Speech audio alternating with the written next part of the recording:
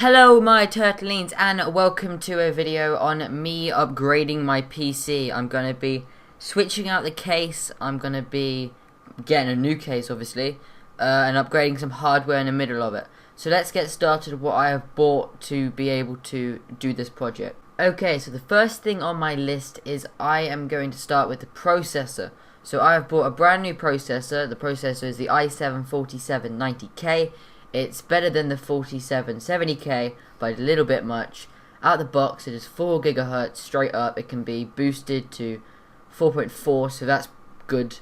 I've switched this out because my old processor was an i7-3770K, so just down, and that was an Ivy bridge.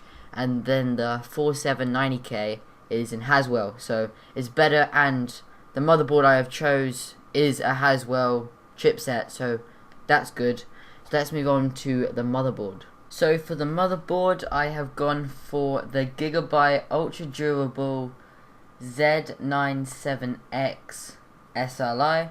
This is a very good motherboard. It supports the i7-4790K because it is a LG. The socket is an LGA 1150, so that will support the socket, but it will not support the i7-3770K because the 3770K is 1155, not 1150. So that's why this is a good motherboard. It supports SLI because that's the ending of the name. Because for SLI Crossfire, because we're two-way SLI, I think it supports two-way Crossfire. So that's good if you got two NVIDIA cards. It's got many SATA ports. You don't really need to worry about them. It's got SATA Express, so it's got M.2. Great little function if you need some high power SSD.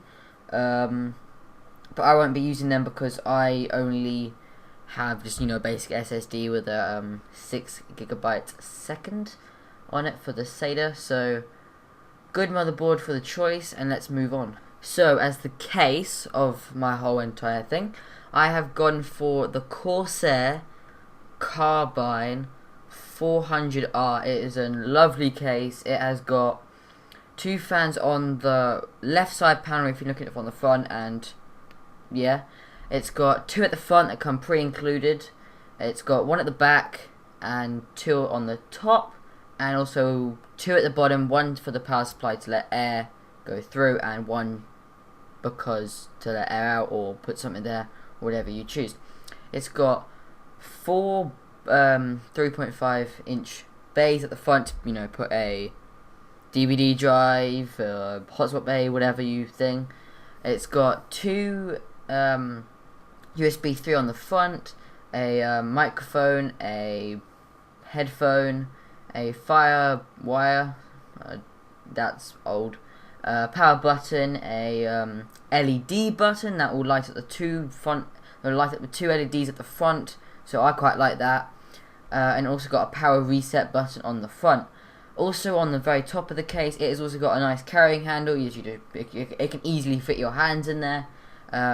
You can mount 120mm on the top and the sides and the bottom, or you can mount 140s on the top, side, back, bottom. Don't know about the front, but you can mount. You got a range of things you can do, so you can get like a bigger radiator if you really wanted to. It supports ATX and more. If you have ATX, it kind of bunches up a little bit, but it's fine. It's got lots of grommets inside for you to thread your cables through.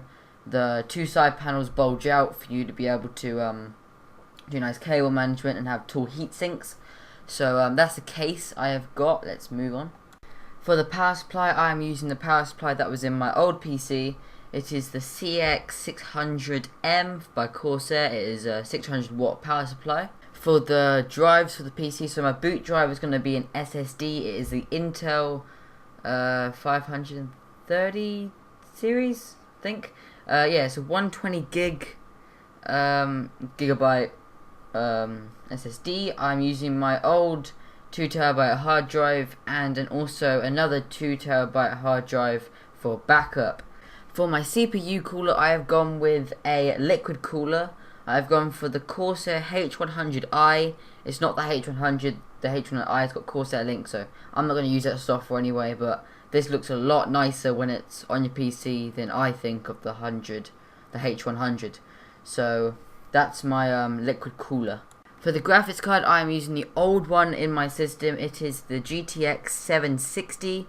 It's got 2 gigabytes of thing in it, so it's okay. It's not the best, but I've got this in it for the time being until I get a 980. So that's the graphics card. I've also got a fan splitter, so I can plug all my fans into it to make them work. Some of them I haven't, but most of them I've plugged in to make it work. And also the fans I'm using are, I've also done a review on this, you can go and check that out on my channel.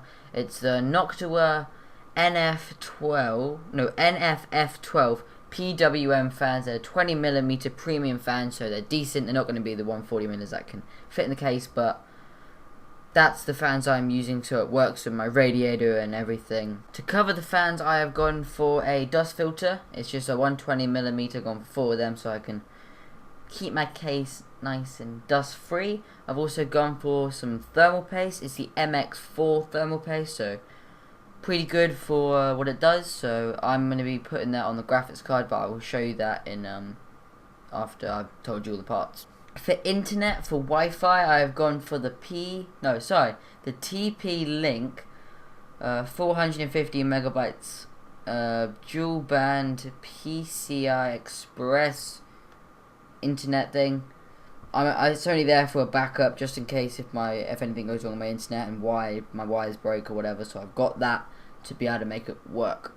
For my bays at the front, I have gone with just a basic DVD drive. It's basic kind. I've also gone for this really cool idea. It's like a drawer, so that you can put your discs in and stuff, and also a hot swap bay, because I kind of want to be swapping out my hard drives swapping out them to like backup and stuff, and I thought that will be quite a cool idea for that. For the RAM, I have gone for a 16GB to 8GB HyperX Beast 2400 MHz DDR3 memory. It is great memory, works with the motherboard fine, and pretty good for memory because it's got a quite high megahertz.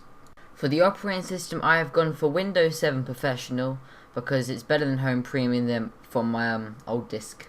I hope you guys enjoyed part 1 of this series. So this was all me telling you what I'm using, what I'm building. The next part is, there's going to be 3 parts. Next part is going to be me dismantling my old computer and switching the thermal paste on the graphics card, and the part 3 is going to be building the system and my final results. So part 2 shouldn't be too long, but part 3 should be fairly long, under 10 minutes or maybe a little bit more than that, something like that.